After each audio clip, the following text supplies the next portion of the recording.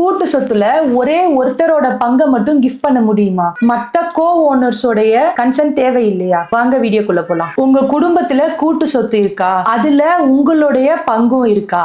அந்த பங்கை உங்களுடைய சகோதரர்கள் சகோதரிகள் மற்ற கோ ஓனர்ஸோடைய சம்மதம் இல்லாமலேயே நீங்க வேற ஒருத்தவங்களுக்கு உங்களுடைய பங்கை கிஃப்ட் பண்ண முடியுமா? இல்ல விற்க முடியுமா? இல்ல வில் எழுதி வைக்க முடியுமா? உங்க இஷ்டப்படி உங்களுடைய பங்கை நீங்க செலவிட முடியுமா அப்படின்னு கேட்டா நம்மளுடைய உச்சநீதிமன்றம் ஒரு அதிரடியான தீர்ப்பை கொடுத்திருக்காங்க. அது என்னன்னு பார்க்கலாமா?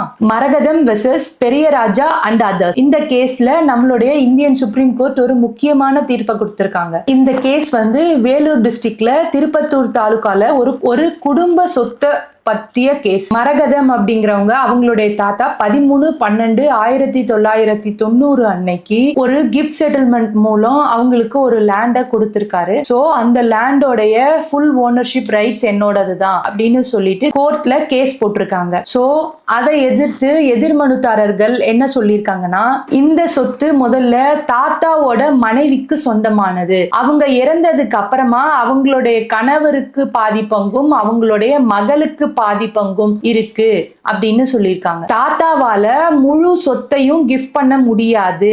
அவருக்கு என்ன ஷேர் இருக்கோ அந்த ஷேரை மட்டும்தான் அவரால் கிஃப்ட் பண்ண முடியும் அப்படின்னு சொல்லியிருக்காங்க. இதை விசாரிச்ச நம்மளுடைய ட்ரையல் கோர்ட் ஃபர்ஸ்ட் மரகதம்க்கு சாதகமா தீர்ப்பு வழங்கியிருக்காங்க.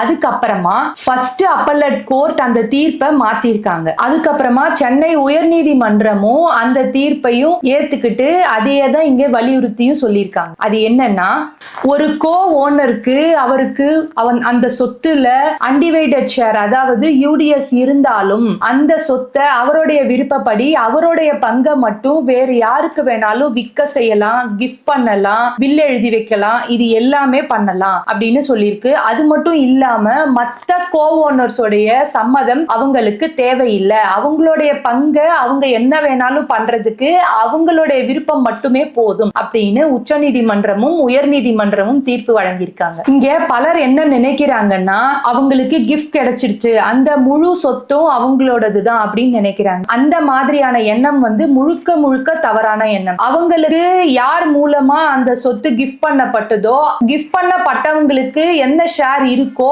அந்த ஷேர் மட்டும்தான் கிஃப்ட் வாங்கினவங்களுக்கும் கிடைக்கும். முழு நிலமும் அவங்களுடைய சொந்தம் அப்படின்னு நினைக்க கூடாது. அது ரொம்ப ரொம்ப தவறான கருத்து. நீங்க கிஃப்ட் வாங்கி இருந்தாலும் அந்த நிலத்துல இது என்னுடைய பங்கு அப்படின்னு நீங்க தனியா குறிப்பிட்டு எந்த ஒரு பார்ட்டையும் நீங்க விற்க முடியாது. நீங்க தேவைப்பட்டதுன்னா பார்ட்டிஷன் சூட் போட்டு உங்களுடைய பார்ட்டை நீங்க தனியா பிரிக்கலாம். அதாவது பங்கு பிரிச்சு கொள்ளலாம். அதாவது செப்பரேட் பொசஷன் வாங்கிக்கலாம். நீங்க ஒரு கோ ஓனர் மட்டும்தான். அந்த ஃபுல் ப்ராப்பர்ட்டிக்கும் நீங்க சோல் ஓனர் கிடையாது. அதை முதல்ல நல்லா தெரிஞ்சு வச்சுக்கோங்க. இந்த கேஸோட தீர்ப்பு நம்மளுடைய தமிழ்நாட்டுல மட்டும் கிடையாது, இந்தியா முழுக்க இருக்க குடும்ப சொத்து வழக்குக்கு இது முக்கியமான தீர்ப்பா இருக்கும். ஃபார் எக்ஸாம்பிள், ஒருத்தவங்களுக்கு வில் மூலியமா கிடைச்ச சொத்தா இருந்தாலும், கிஃப்ட் மூலியமா கிடைச்ச சொத்தா இருந்தாலும், ஃபேமிலி ப்ராப்பர்ட்டியா இருந்தாலும், செட்டில்மெண்ட் ப்ராப்பர்ட்டியா இருந்தாலும், பார்ட்டிஷன் சூட் மூலியமா கிடைச்சிருந்தாலும், கோ ஓனர் ரைட்ஸ் மூலியமா கிடைச்சிருந்தாலும், இந்த தீர்ப்பு மிக மிக முக்கியமான தீர்ப்பு.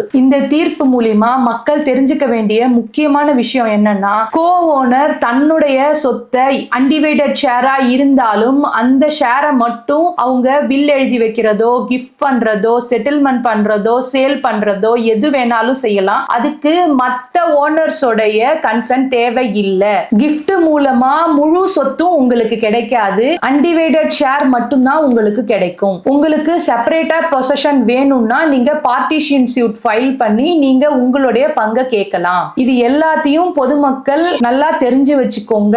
ஒரு ப்ராப்பர்ட்டி உங்களுக்கு கிஃப்ட் மூலமாவோ வில் மூலமாவோ கிடைச்சதுன்னா அந்த ப்ராப்பர்ட்டி ஃபுல்லாக்கும் நீங்க ஓனர் கிடையாது. நீங்க ஒரு பார்ட் ஆஃப் ஓனர் மட்டும்தான். அந்த பார்ட்டை நீங்க சேல் பண்றதுக்கோ இல்ல உங்க இஷ்டப்படி அதை செலவு பண்றதுக்கோ மற்ற கோ ஓனர்ஸோடைய கன்சென்ட் தேவை இல்லை. இந்த வீடியோ உங்களுக்கு பிடிச்சிருந்ததுன்னா உங்களுடைய ஃப்ரெண்ட்ஸ் அண்ட் ஃபேமிலிக்கு ஷேர் பண்ணிக்கோங்க. எங்களுடைய துவாரகா லா அசோசியேட்ஸ் யூடியூப் சேனலையும் சப்ஸ்கிரைப் பண்ணிக்கோங்க. தேங்க்யூ.